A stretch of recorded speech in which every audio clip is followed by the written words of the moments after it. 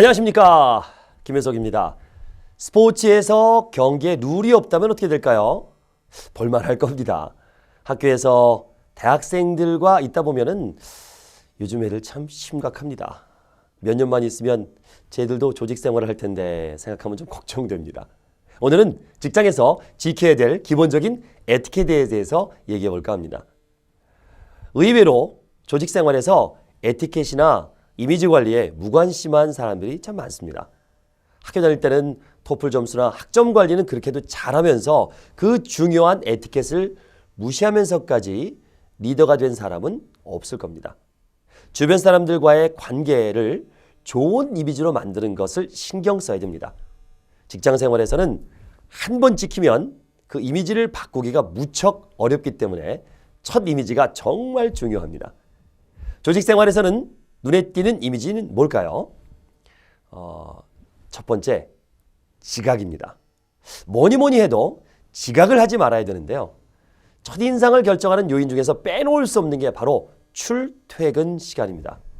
아침에 지각이 잦은 사람, 결코 좋은 인상을 줄 수 없죠. 성공한 많은 사람들이 그랬듯이 가능하면 출근 시간 30분 전에 회사에 도착해서 업무 준비를 하는 습관이 좋습니다. 막말로 30분 전에 회사에 출근해서 책상에서 인터넷을 하더라도 지각하는 사람보다는 낫습니다. 그리고 회사 안에서는 무조건 인사를 해야 됩니다. 무조건. 예. 특히 신입사원 시절에는 같은 건물 안에 있는 사람들의 얼굴을 몰라서 저 사람이 우리 사람 회사 사람인지 아닌지 헷갈려가지고 인사를 해야 될지 말아야 될지 하는 경우가 많은데요. 이럴 때는 무조건 인사하는 것이 좋습니다. 괜히 쭈뼛거리다가 억울하게 자식 저거 건방지네 저거 인사성이 없는 친구다 이렇게 찍힐 수 있으니까요. 회사에 입사하면 예전에 쓰지 않던 호칭들을 쓰게 됩니다. 많은 사람들이 자기 상사를 부를 때 김 계장님, 박 실장님 하고 부르고 있지만 이보다는 당사자를 직접 부르는 계장님, 실장님 이렇게 부르는 게 좋습니다. 누군가를 소개할 때도 예절이 필요합니다. 서열이나 나이, 성별 등을 고려해서 예의에 어긋나지 않도록 해야 되죠. 지위가 낮은 사람을 높은 사람에게 또 연령이 낮은 사람이 연령이 높은 이에게 먼저 소개해야 되고요. 이성 간의 경우에는 남성을 여성에게 먼저 소개한 후에 여성을 남성에게 소개해야 됩니다. 소개와 함께 이어지는 일반적인 인사법은 바로 악수입니다. 악수는 이 소개 순서와 반대로 이 손윗사람이 아랫사람에게, 선배가 후배에게, 여성이 남성에게 청하는 것이 예입니다. 악수할 때는 보통 오른손을 내밀고 잡고요. 또 손을 쥘 때는 서로 엄지가 꽉 끼도록 힘을 좀 이렇게 주는 것이 신뢰감을 전달할 수 있습니다.